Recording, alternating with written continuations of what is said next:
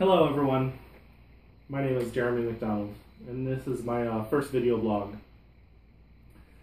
Today we're going to be talking about a subject about self-awareness and being kind to ourselves, bliss, manifestation, all these key subjects or trigger subjects that happen to be going around the spiritual community.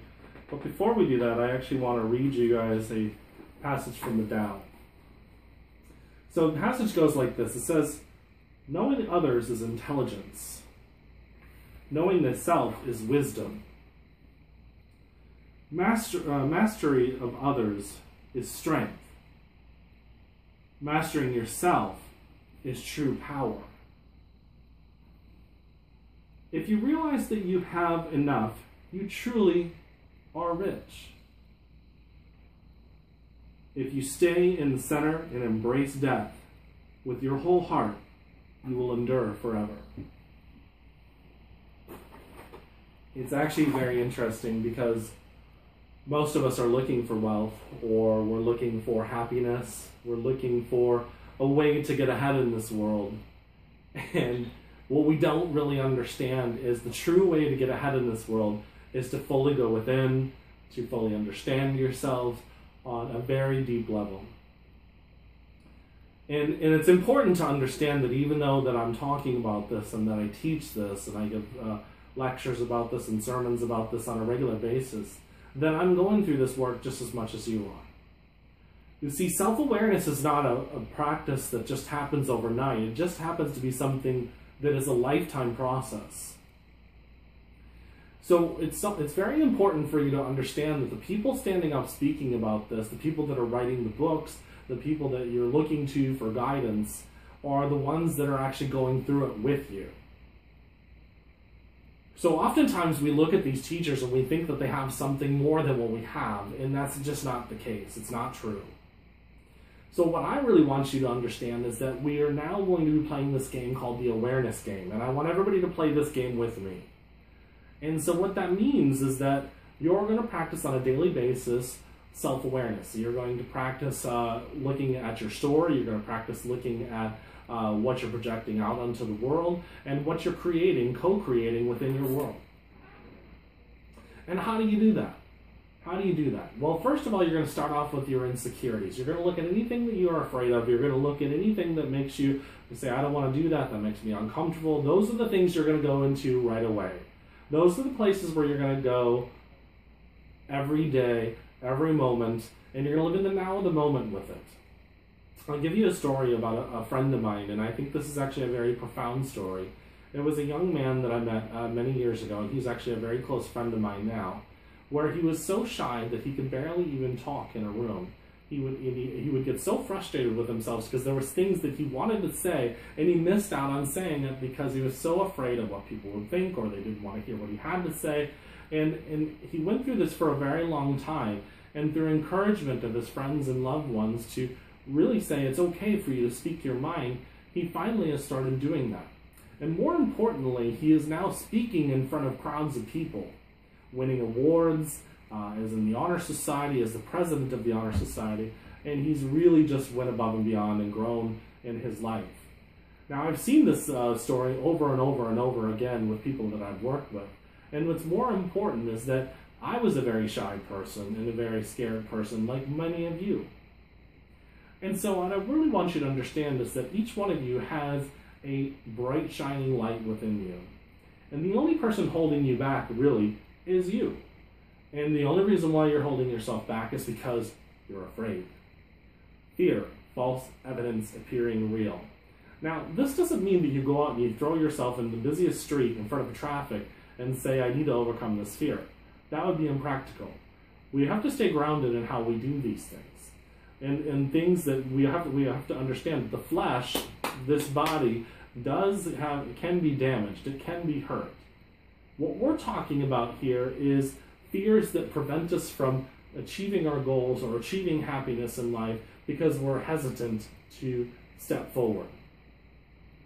So this means there might be somebody that is that you're attracted to or you want to get to know, and you're afraid to go talk to them, even just to say hello, become their friend. Now, they have the choice to respond how they want to respond, However, you have the choice to be able to make that first step.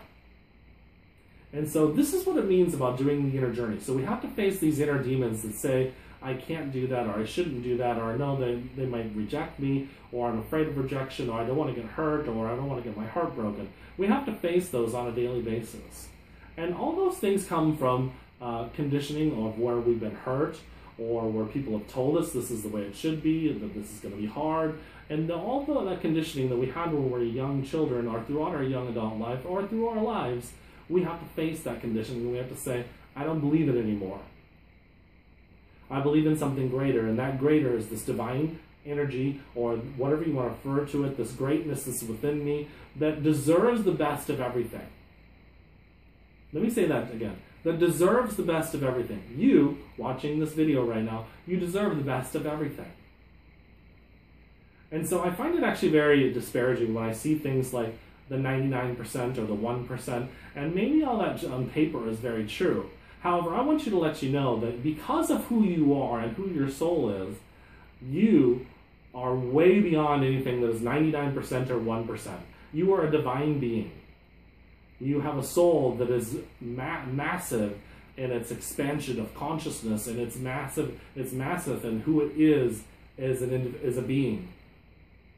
So when we minimize ourselves and we make ourselves insignificant within this universe, when we make ourselves the raisin within the galaxy, that's what makes us the 99%. So let's just stop it right now. Let's just step into our power and be who we are, and let's do it with compassion and love and understanding. And if you can do it with compassion and love and understanding, then you will be the person that will be the brightest light possible, and you will be waking other people up. This is what the avatars, or these great stories that we hear about Jesus and Buddha and others that are out there, we hear about them because they were willing to stand up and let their light shine as bright as possible. They weren't really concerned about what people thought about them. And so I ask you right now, what is it that you're afraid of? What is it that you want to do? Because I would really like to see everybody on this planet live their passion. And if you can live your passion, if you can step into your power and be who you are, and not ask permission to do it, then I can guarantee you will have a life of happiness. Now, that does not mean it doesn't come with challenges. Every good thing that comes to us is going to come with a certain amount of challenges. If we think that there's not going to be challenges, then we're fooling ourselves. And challenges are actually a very great thing, because they give us the opportunity to understand ourselves on a greater level, and there is no greater treasure than something that helps you understand yourself better. That is your greatest gift, your greatest blessing, and everything that comes from that is really going to help you as a person become the greatest being you could ever imagine for yourself. Now, does that mean that there's not a God? Maybe some people will get very frustrated with this topic and say, well, you're saying that we're greater than God? What I'm saying is that you're a part of the greatest being in the universe, or of all of consciousness, and not only are you a part of that, you are that. I know that people are thinking, what do you mean I am that? Well, it's very easy to say that. It's very important for me to really reiterate this, because how could you say that you are a part of it and not all of it? Think about that for a moment.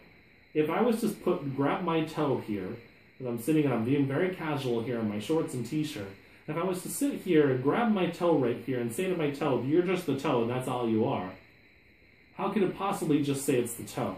It's attached to the whole body. So if it's to say it's just the toe, then it's it's not being congruent with the rest of the body. In other words, it's not in balance with the rest of the body. It's just saying it's the toe, and I'm reminding it it's just the toe.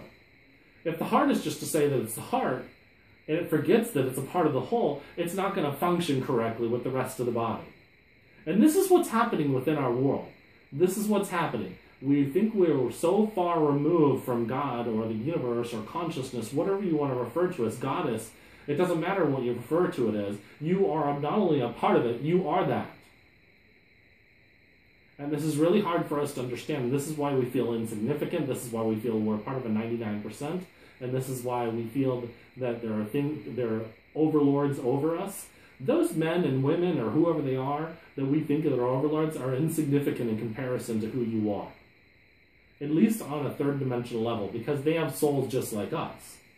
They are great beings just like us. What happens is we get in this mind and we think that we rationalize and we think that, oh, I see what they have, the material wealth and the houses that they have and the cars that they drive and the power that they have and the influence that they have. What I would really like you to do is I want you to drop down into your heart and take a deep breath. If you can just do that with me just for a second, just take a deep breath and drop your mind down into your heart. Just visualize your mind going down in your heart. And when you do that, I want you to see everything, this whole world within your heart, and I want you to see it with pink energy, with the most compassion possible. And when you can do that, when you can feel that compassion for everything, when you can feel it for you and for the plants and the trees and the Illuminati, the president, the government, whatever you want to refer to it as, and when you can see it not separate from you, when you can love it for what it is, and you can know the truth of it, that's very important. Just because we have compassion for something doesn't mean we accept it. Just because we know we're at one with it doesn't mean we think we can say that it's okay to be what it is. So that's why we fill it with compassion and love, and we say, let the truth be revealed. Let the truth be revealed, because then that brings awareness into our consciousness, and when we bring awareness into our consciousness, then we shift the rest of consciousness. That's who you are. That's who we all are. We have the ability to shift consciousness and grow and understand everything. So kindness starts with you. It starts with yourself. It starts with going into yourself. It starts with having compassion for yourself. It starts with having love for yourself. And when you can have that, I can guarantee you the partners, the spouses, the boyfriends, the girlfriend, the lovers, whatever it is you want, the money, the success, the happiness, the joy, everything is going to come into your life because you will be whole. And it'll come exactly the way it should be. So the money may come at a certain level. It may not need to be millions or billions of dollars. It may be just enough. It may not come with fame. It may not come with family. It may come with just a deep, enriching soul. It may come with you living whatever makes you happy, a passionate life for you. So that's what's important, a passionate life for you. And that'll manifest however way it needs to for you. But it's very important, very, very important, that you get within yourself, you love yourself, and you understand yourself. I hope this is very helpful. Peace be with you all. Namaste. And I love you.